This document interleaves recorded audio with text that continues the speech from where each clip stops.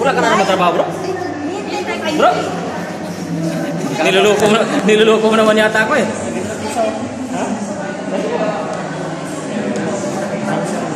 Ha?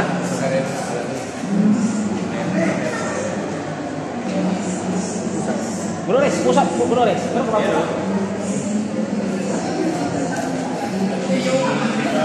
Matik ba yun eh? Matik ba yan? Kasi natatapos lang ng aming subdivision. Kaya kami sama-sama ngayon dito sa asal. Household naman, household naman. Yan ang tama. Yan ang tama. Tuloy-tuloy lang, pagpapakabutis. Tuloy-tuloy lang. Yan ang tama. Pero ito talagang idol ko eh. Ay, siyempre, malakasan Yan lang. ang pinakadabis na Simple lang yan. idol ko yan. Parang nabudol lang din tayo yan eh. Eh, bro? Yan ang idol ko talaga yan. Parang real life to, lagi sa may kainan. Siguro naman, dumidikit lang to sa may mga kumakain, tapos nagla-live ko niya. Maskara ka! Para may mali. Marami. Pag may kumakain sa restaurant, didikit siya. Kunyari, kasama niya, mga tropa, pip. Huwag kang maingay, minikos-mikos nga natin sila eh. Parang budol ka din ah.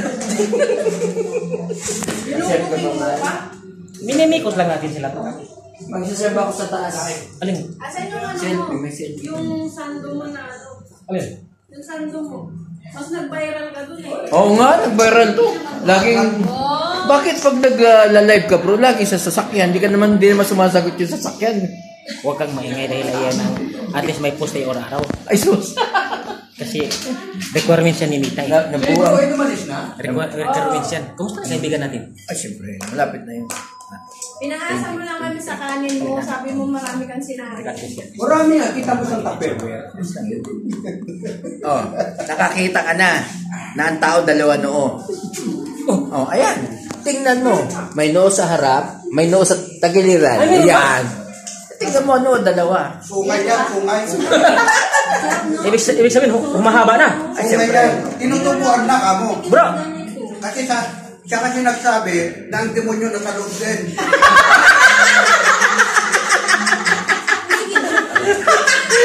Bumalik sa'yo tuloy. Ikaw nagsabi niya dati. Ikaw nagsabi niya dati. Ikaw nagsabi niya dati, bro. Nga hindi mo niya nasa loob. Doon na. Ipagtanggol mo kasi. Ikaw nagsabi niya dati. Di ba, bro? Akalain mo, sa sobrang taba ng utak, tinubuan sa tagiliran. Yung kakampi ko, hindi mo na lang wala ko pakialam. Kumakain, huwag mong abalahin. Pero yung taba ng utak niya, nung extend ko sa tagiliran. Bro Ray. Basta dumidikit na sa restaurant.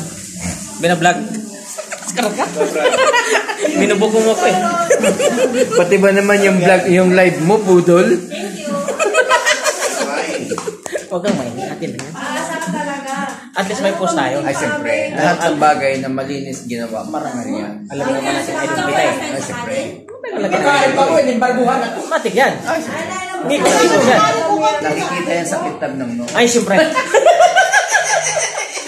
Umayag kayong dalawa. Kumakain yung tao. Matik na yan.